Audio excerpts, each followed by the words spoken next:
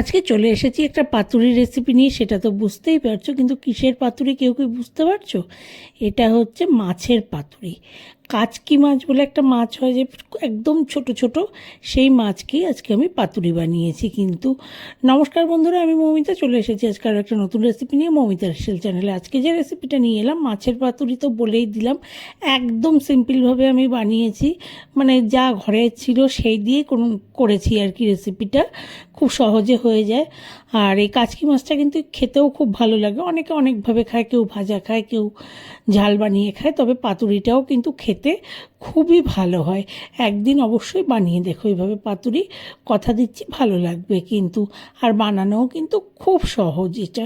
প্রথমেই আমি এখানে নিয়েছি কাচকি মাছ। কাচকি মাছ আছে 250 গ্রাম মতো। এটাকে ভালো করে ধুয়ে পরিষ্কার করে নিচ্ছি, কিন্তু ভালো করে ধুয়ে পরিষ্কারটা করতে হবে। 2-3 বার এমনি জল দিয়ে ধুয়ে পরিষ্কার করে তারপরে নুন মাখিয়েও কিন্তু আমি ধুয়ে পরিষ্কার করে নিয়েছিলাম। কারণ মাছটাকে যেহেতু কাটা যায় না, এতটাই ছোট, তাই পরিষ্কারটা কিন্তু খুব ভালোভাবে, মানে ধোয়াটা ভালোভাবে পরিষ্কার করে নিতে হয়। এই জন্য ভালো করে ধুয়ে আমি পরিষ্কার করে নিয়েছি, নুন মাখিয়ে নিয়েও একবার ধুয়ে নিয়েছি। এবার আমি মাছের মধ্যে পরিমাণ মতো নুন আর হলুদ দিয়ে দিচ্ছি। নুন আর হলুদ দিয়ে দিয়ে দেবো পেঁয়াজ কুচি। এখানে আমি 2টো মিডিয়াম সাইজের পেঁয়াজ কুচি দিলাম, কিন্তু দিয়ে দিলাম একটা বড় সাইজের টমেটো কুচি। এরপরে এর মধ্যে দিয়ে দেবো আলু আমি দিলাম হচ্ছে একটা মিডিয়াম সাইজের। এই মাছের পাতুরিটা করতে একটু কিন্তু আলুটা দিতেই হবে, আলু না দিলে মাছের পাতুরিটা ঠিক মানে আটকাবে না, সেই জন্য। আর দিয়ে দিলাম আদা আর রসুন থেতো করে। এখানে আমি 2 ইঞ্চি আদা আর দিয়েছিলাম 6 কোয়া রসুন থেতো করে। কাঁচা লঙ্কা কুচি দিলাম 6টা, দিয়ে দিচ্ছি 1 আঁটি ধনেপাতা কুচি। এরপরে এর মধ্যে আমি দিয়ে দেব কিন্তু সর্ষের পেস্ট। আমি এখানে ইউজ করছি সানরাইজের যে সর্ষের গুঁড়োটা হয় সেটাই। এটা কিন্তু কোনো প্রমোশনাল ভিডিও না, জাস্ট আমি বলে দিলাম যে আমি যেটা ইউজ করেছি, আমি সেটা বললাম আর কি।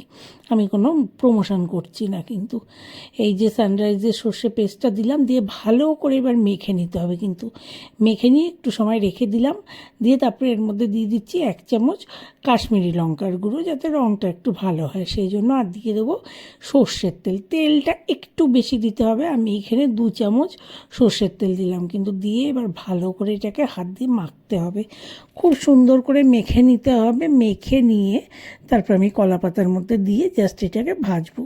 আর কলা পাতাটা দেখে বুঝতেই পারছো, কলা পাতা আমি আগে থাকতে সেঁকে নিয়েছিলাম। এমনি জাস্ট একটু তেল মাখিয়ে গ্যাসে সেঁকে নিয়েছি। আমার চ্যানেলে যারা নতুন তারা হয়তো জানো না, কিন্তু আমার চ্যানেলে আগে প্রচুর পাতুরির রেসিপি আছে। সেখানে কলা পাতাকে কীভাবে সেঁকবো সেটারও 2-3 রকম করে কিন্তু দেখানো আছে, চাইলে কেউ দেখে নিতে পারো, কিন্তু চ্যানেলে কোনো অসুবিধে নেই। এই যে মাছটা দিয়ে দিলাম, একদম কথা বলতে বলতে কলা পাতার মধ্যে দিয়ে পুরো পাতুরির আকারে করে নিচ্ছি। এইভাবে আমি সব পাতুরিগুলোকে রেডি করে নেব। নিয়ে জাস্ট কড়াইতে আবার সর্ষের তেল দেবো, দিয়ে এটাকে ভাজতে বসিয়ে দেবো। কিন্তু ভাজাটা কিন্তু খুব ভালো করে ভাজতে হবে, মানে একদম কলা পাতাগুলো যেন পুড়ে, কলা পাতাগুলো পুড়ে গেলে গিয়ে কিন্তু মাছটা ভেতরে ভালো মতো কুক হবে, নাহলে কিন্তু হবে না। সেই জন্য একটু ভালো করে ভাজতে হবে। এক এক করে আমি সব কলা পাতাগুলোকে দিয়ে দিলাম, দিয়ে এপিট ওপিট করে খুব ভালো করে কিন্তু ভেজে নিতে হবে। খুব ভালো করে ভেজে নিয়ে তারপরে আমি এটাকে জাস্ট পরিবেশন করে দেবো। কিন্তু একদিক হয়ে গেলে গিয়ে আরেক দিক উল্টে দিতে হবে। একটা দিক একবারে পুরো না করে না, একটু কিছুটা হলো তারপরে উল্টে দিলে, আবার একবার হলো তারপরে উল্টে দিলে, এইরকম করে করে করলে না পাতুরিটা ভালো হয় আর কুকটা ঠিক মতো হয়। পুরো ভেতরে যে মাছ, যেহেতু এটা মাছটা তো একটু ভালো করে কুক হতে হবে, সেই জিনিসটা কিন্তু ভালো হয়। আর দেখতে পাচ্ছ যে কলা পাতাগুলো কীরকমভাবে আমি পুড়িয়েছি, এইভাবেই কিন্তু এক্স্যাক্টলি পুড়িয়ে নিতে হবে, নাহলে কিন্তু ভেতরে মাছটা ভালোভাবে কুক হবে না। রান্না পুরো রেডি, আমি কিন্তু সার্ভ করে দিচ্ছি।